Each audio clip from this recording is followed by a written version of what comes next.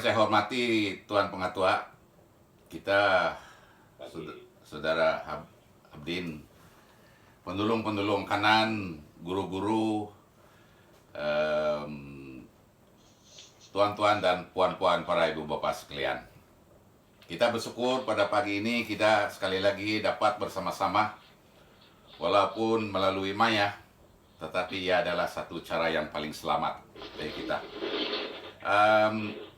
Kita bersama-sama dalam program ini, apa yang kita andaikan sebagai santai, tetapi saya khawatir bahwa santai itu saya khawatir kurang tepat.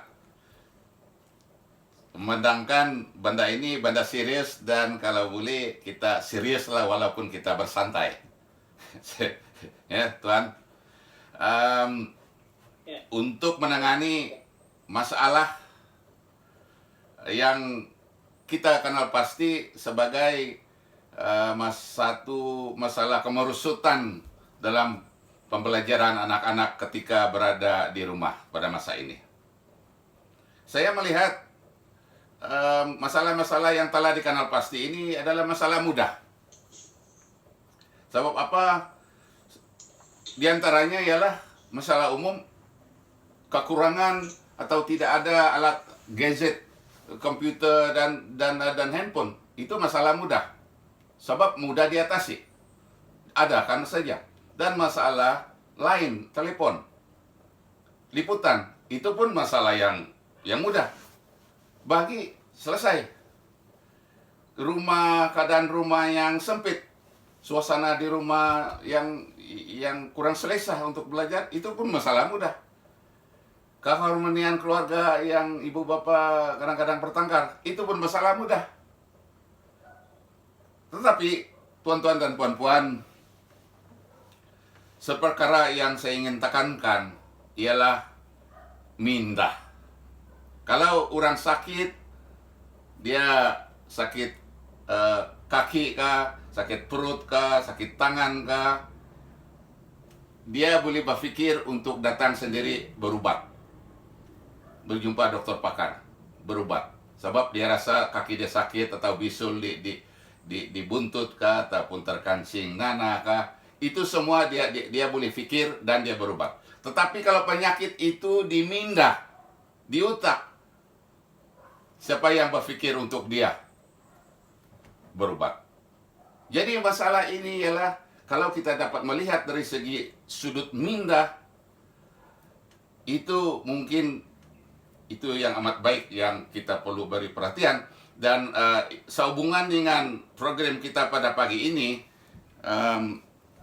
yang dianjurkan oleh unit bimbingan dan konseling, saya rasa ini ada kaitan. Kita membimbing dan memberi konseling bagi mereka yang ada sedikit masalah di minda, yang saya istilahkan sebagai keinginan yang berkenaan untuk meneruskan pembelajarannya. Dan di sini saya ingin berfungsi sedikit pengalaman yang saya telah lalui. Dan ada kaitan dengan pembelajaran di rumah. Waktu kita kecil-kecil dulu.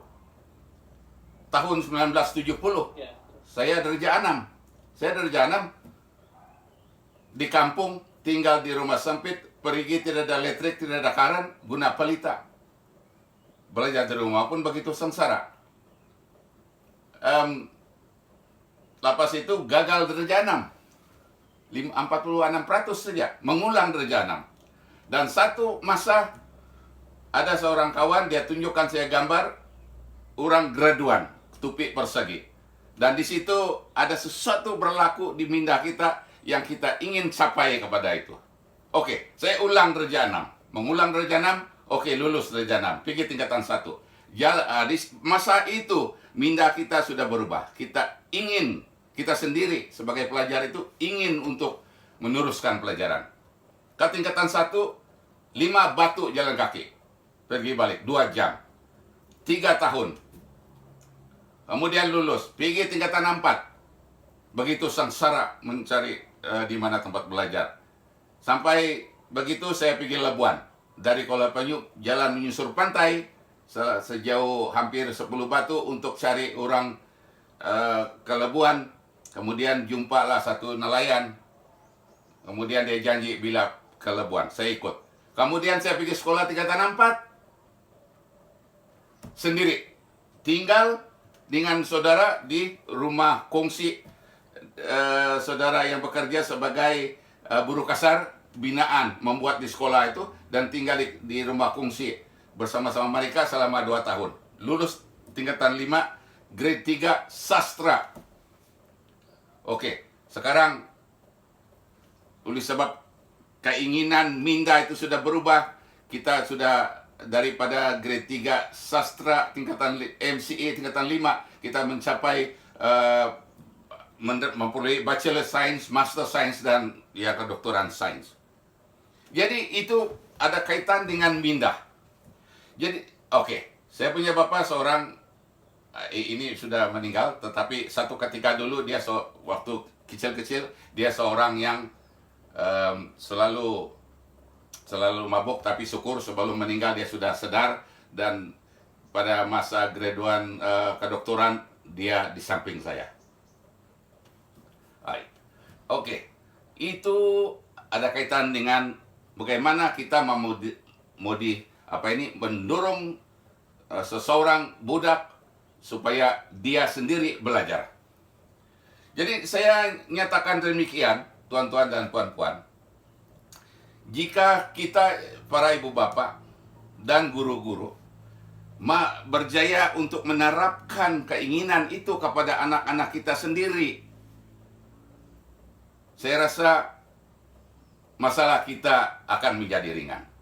Sebab masalah ingin belajar di rumah itu adalah masalah yang akan diatasi oleh pelajar itu sendiri.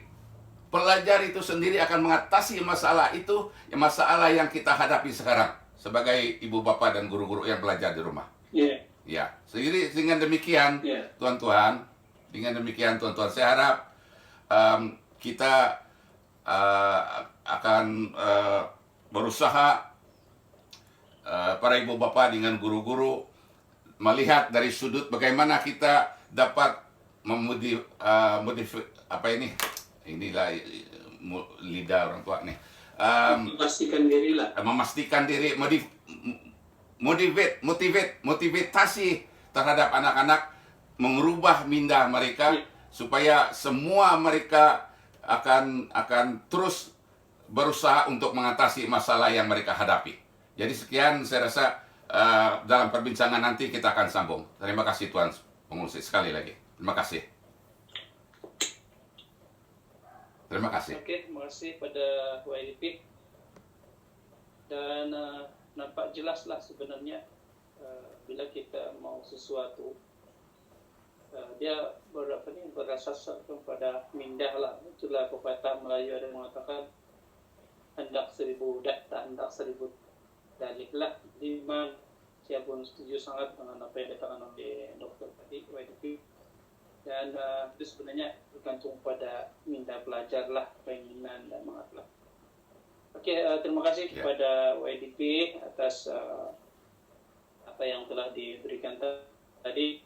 Dan untuk seterusnya kita persilakan Tuan Pengetua Cemerlang, Tuan Habibna.